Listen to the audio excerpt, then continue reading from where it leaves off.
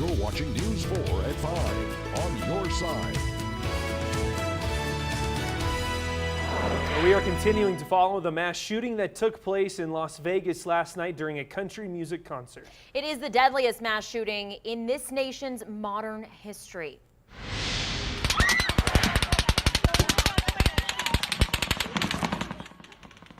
Those were the sounds of a gunman opening fire on thousands of people attending an outdoor concert. At least 59 people are dead and more than 500 injured. 64-year-old Stephen Paddock is the shooter who fired his gun from a hotel overlooking the venue. A Southern California man hit by gunfire in the attack described the terrifying and chaotic moments with his wife. I didn't realize I was hit. I just knew I couldn't move my leg. And so after I knew I was hit, then I was just trying to get out. I looked around for him and I couldn't find him, and the thought that you're leaving behind somebody and you don't know what to do, but you've got to duck and cover because you don't know what's coming next. And Las Vegas is where we find News 4's Joe Hart with an update on the situation down south. He's also there with a man who attended last night's concert. Joe, what can you tell us? Well, guys, I'll tell you what, it's going to be a long time before things get back to normal around here, so I hesitate to use that word. But we are seeing a lot more traffic here around the Strip. Although some emergency vehicles just going by us at that point. You can see behind me, Metro Police still has this road blocked off, and we're several blocks away from the Strip in Mandalay Bay where the shooting happened last night. All around us, just moments ago, environmental cleanup crews have been going around scouring the sidewalks, scrubbing the sidewalks, presumably cleaning up blood from people that were fleeing that scene last night. Now, joining me now is someone who was there. This is Fernando Alonso, a lucky survivor. Fernando, thanks for talking to us. Tell us how close you were to the stage and how soon you knew exactly what was happening. Me and the wife were only about 50 feet away from the stage, on the right side of the stage, looking at the stage. We heard some popping. We thought it was fireworks, but I knew something was wrong when people started going down. I saw a total on that side, at least 6 people going down on my side. As we're trying to flee the scene, we couldn't because we were buried under a lot of bodies. Not all the live people, but you know. Did you panic? Did people around you panic? A lot of people panic. I mean, that was expected, you know. But at the same time, you're trying to keep your head on the game, you know, survive. You are lucky to be a survivor. How are you holding up today? It's really sad. Sometimes it comes in, and of course, you know, you remember the bad moments, so you can't lose it. But at the same time, we're very glad that we made it out alive, and thank you to the people in Las Vegas. They've been helping us a lot. And Fernando, thanks so much for talking to us. We're glad that you're here to tell us about it, and be safe, and thanks for sharing your story a little bit. Thank you very much.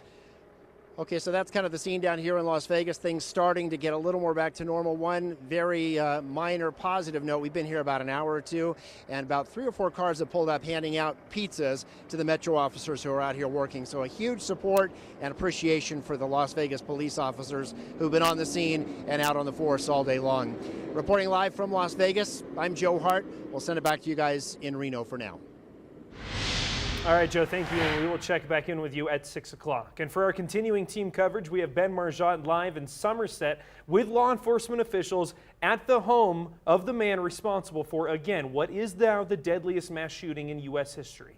And Diane Tao is standing by in Sparks, where the person of interest believed to be connected to the shooter used to live. And Olivia DeGennaro will join us in Reno to tell us how you can help the victims of this shooting. Yeah, but let's go straight to News 4's Ben Marjat at the Reno home of that Vegas shooter. Ben is live on Del Webb Parkway in Somerset, where SWAT teams appear to be entering the house now. Ben. Malin, right now these SWAT trucks are actually empty. It would appear that the officers have started making their way into this home. I'm going to step out of the way so you can see the scene right now. We can't tell for sure if they have entered the home because our view, as you can see, is blocked by this black truck in the driveway right now. At one point we saw an officer perched on the roof of that truck. He has since come down. And a few minutes ago we saw a few officers head towards the house down the road holding a ladder. We've seen units send a small robot toward the entrance of the house. several agencies are out here right now, including the FBI, ATF, Reno, and Sparks SWAT teams, bomb squads, and we also saw the negotiator out here. The house in question is 1735 Del Webb Parkway here in Somerset. Again, we believe it's the house where the black SWAT truck is in the driveway right now. As you guys mentioned, Stephen Paddock, 64-year-old man, he's suspected of killing now 59 people in Las Vegas last night. He's owned this home since 2013, according to county records. We also understand he owned a home in Mesquite down in southern Nevada where a raid was just done in the last few hours. It's unclear. It appears that that was more of his permanent home because neighbors here tell us they rarely saw Paddock, and when they did, that he kept to himself. Now, we're going to stay out here tonight giving you updates on this raid that, again, is underway right now. But right now, let's turn to News 4's Diane Tao, who's live in Sparks, where Mary Lou Danley used to live. Diane? Thanks, Ben. Not much is known about Mary Lou Danley, the person of interest. What we do know is that there are ties in Reno. People in this neighborhood in Sparks once knew Mary Lou, and I'll get to that in just a second. But I do want to clarify that according to authorities, Mary Lou Danley is not a suspect. She was located just outside of the country shortly after the Clark County Sheriff's Joe Lombardo's conference after midnight.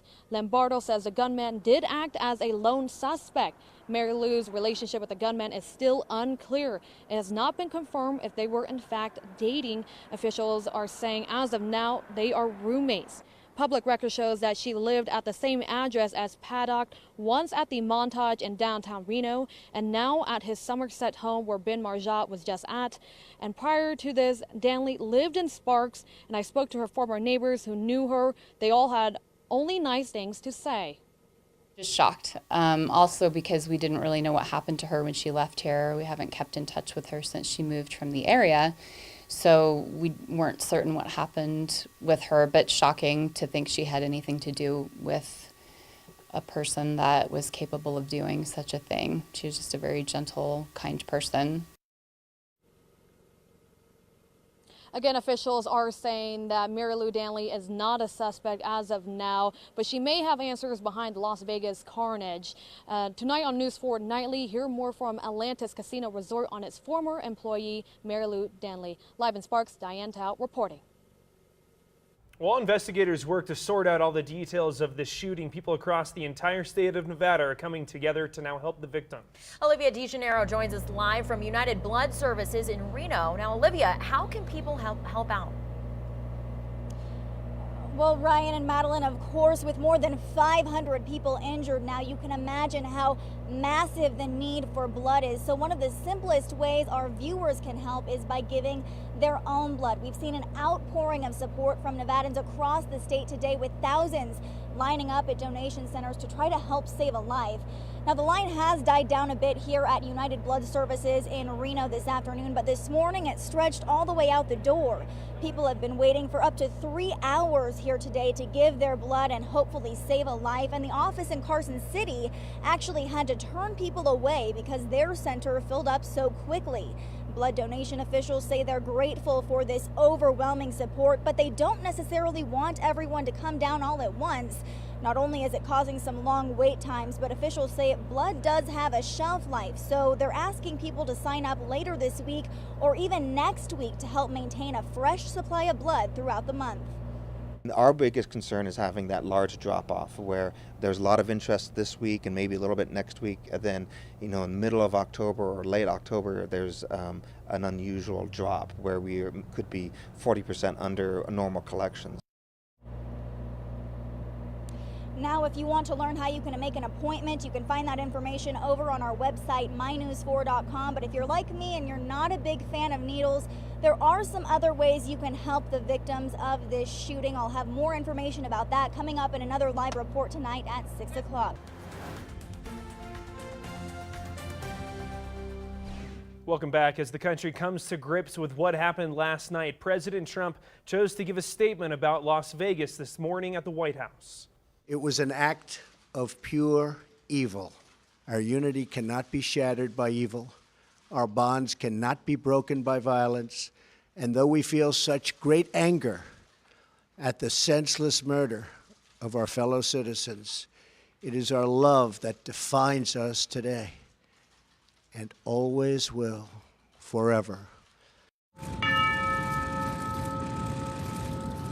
Later in the afternoon, you're looking at footage of the President and Vice President Mike Pence pausing for a moment of silence, joined by the First Lady and Second Lady Karen Pence. President Trump will travel to Las Vegas this Wednesday.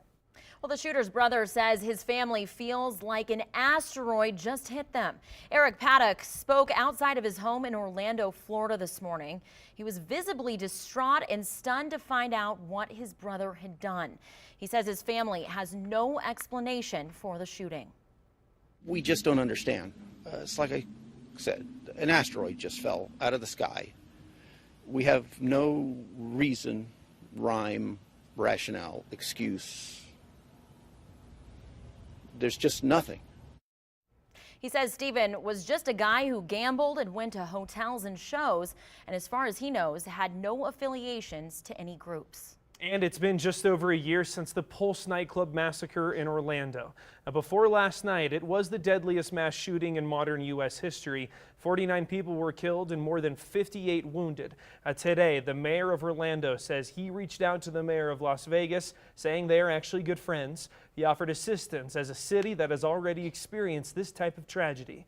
He also says he's worried about what will happen to the survivors of the Pulse shooting. There's no doubt that the Las Vegas tragedy will provoke emotional anguish in those that are here in our community that were impacted by Pulse. This may recreate the feelings that many had on June the 12th of last year. So if you know a Pulse survivor or a family member of those that were lost, go check in on them. Well, in the wake of today's mass shooting, a new study reveals the latest statistics on gun violence in the U.S. Researchers at Johns Hopkins University looked at gun-related injuries from 2006 to 2014. About half of the patients were injured during an assault, and a third were shot by accident. Gun injuries were 9 times higher among men in their early 20s, and firearm injuries account for nearly $3 billion in medical costs each year. Coming up on News 4 Nightly, we continue our team coverage as events continue to unfold in Las Vegas. We have live coverage from Las Vegas, Reno, and Sparks, so stay with us. Right now, Lester Holt joins us with his thoughts from Las Vegas in the wake of the shooting massacre there and a preview of what's to come on Nightly News. We've all been riveted by the videos that were taken by people in the crowd last night, the sound of the rapid-fire shots, people running in confusion. In many ways, we were all witness to what happened here last night, but only those on that field understand the depth of fear and the confusion. And in the light of day, we can see back at the Mandalay Bay an open window with the drapes occasionally blowing out, apparently the shooter's perch, and you get an appreciation for what an open environment he was looking down onto in his commanding view of the Vegas Strip. The Strip itself has lost a lot of its step today. People are gingerly coming out, some going behind me to the pedestrian bridge to take a glimpse, but then moving on almost respectfully.